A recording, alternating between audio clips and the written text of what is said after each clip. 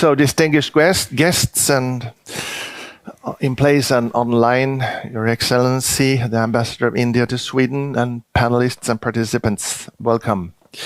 The theme of the seminar this year, as in previous years, is of course sustainability and sustainable development, and in particular how collaboration between partners in Sweden and India could get us where we want to go. This morning I would like to start by with a reference to one of the great epic tales. I'm a folklorist, remember? So I will start by reference to one of the great epic tales of the last century, the 20th century, The Lord of the Rings. In the middle, in this epic tale, there is a scene where everything changes, when the story takes on a new turn and all the problems that have been accumulating over some time seem to be able to get resolved. This is when this small guy, Frodo, the hobbit, steps forward and says, "Yes, I will take the ring, though I do not know the way." The Lord of the Ring is a modern, or perhaps better, a modernist tale. It's an epic tale of the 20th century. And as in any such modernist tale, the twist is the fight between the good. Now, of course, as you know, represented by this hobbit, the Frodo and his hobbit friends, and the Fellowship of the Ring. And then the evil, of course, represented by Sauron and his retinue of ghosts and orcs. As in any modernist tale, there is a solution. It's difficult to reach, of course, but still it's possible after heroic sacrifices from a few chosen individuals. And without doubt, transition to sustainability is the great epic adventure of our time, of this century, and a bigger step for mankind than any moon landing. And as in all great tales, also in this adventure, there is the battle between the good and the evil. The protagonists are, of course, all of us, we who look for solutions. We are all Frodos, or we should be, or become Frodos. We should step forward and say, "Yes, I will take the ring, but I do not know the way." But unfortunately, we are also the antagonists. We are the orcs. We are the Saurons. In this postmodern apocalyptic tale of the Anthropocene, the stage is all ours. We are our own enemy. The problem to be resolved is our ways of consuming the space for life on planet Earth.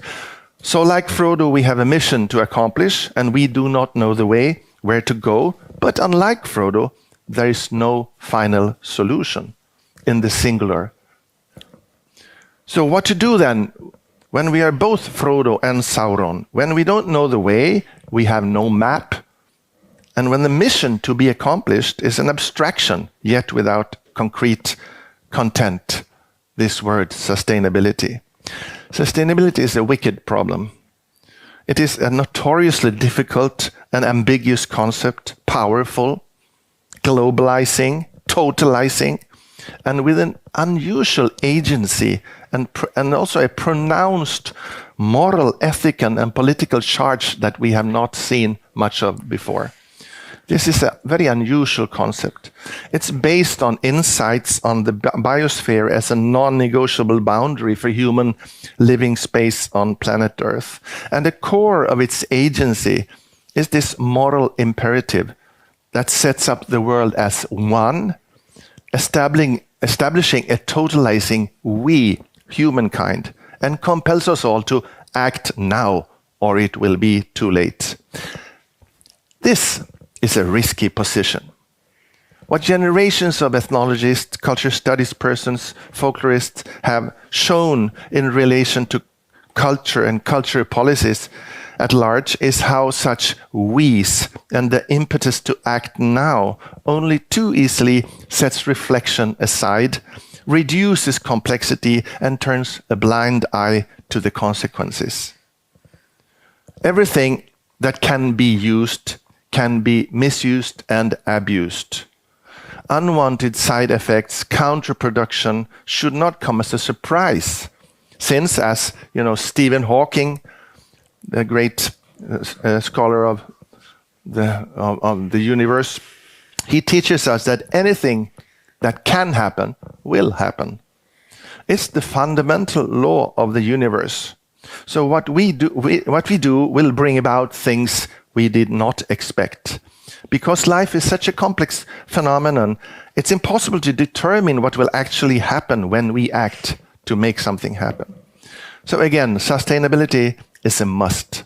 We need to find solutions to all kinds of problems to create a path towards sustainability, although we do not yet know if that path exists or where it leads. We must seek it or risk a very difficult future. And solutions, yes, they exist. Only here in Almedalen, at the previous editions, we have heard about many creative solutions to difficult problems, which will make or have already made a difference. New technological innovations are definitely a way to build a road towards sustainability. But since sustainability is such a wicked problem, there's always a risk that the solutions we set up will produce other and perhaps even more difficult problems to solve. Examples of such medications that have risk to kill the patients are plenty.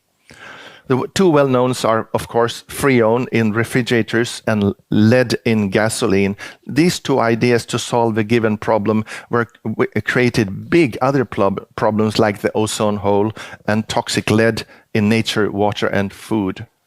And there is now a rush to find solutions to sustainability problems, a rush to find paths to a sustainable world, and we are compelled to act and to act now. But again, this is a risky position. Inventive innovations are therefore necessary in two equally important areas or fields. And one concerns the actual technical, economical, legal, social issues that are at stake to be dealt with. But the second concerns reflexivity, thinking about how we think about problems and solutions, to be able to avoid unwanted side effects, the counterproduction that may otherwise take us in the wrong direction. And it has long been the task of humanists to critically question, review, problematize, relativize knowledge. And my conviction as a humanist is that it is exactly what we need to do now, but perhaps on a larger scale and in much closer collaboration with natural scientists, with technicians, with doctors, lawyers, and all the others who work with sustainability solutions. The innovations they all work with are complicated enough, but counterproduction is no less complicated, and it will require innovative thinking about how we think about innovative thinking across all established disciplines. Immediate action is required for sure, but the most immediate action we need to take is most likely to sit down and think about how we think about what we are thinking about. To end, a return to the Lord of the Rings might be warranted. In this epic tale, life on planet Earth is in big trouble. But there is still hope. Right before the final battle against the enemy begins, Aragorn, who is, of course, the great hero, the fairy tale prince of the white horse, he steps up and speaks to his follower. He says, "I see in your eyes the same fear that would take the heart out of me. A day may come when the courage of men fails, when we forsake our friends and break all bonds of fellowship. But it is not this day. A day may come when the age of men comes crashing down, but it is not this day we fight by all that you hold dear on this good earth." I think this is a good place to start the debate. This day is not the day when we surrender. This day is when we fight for all that we hold dear on planet Earth. Thank you.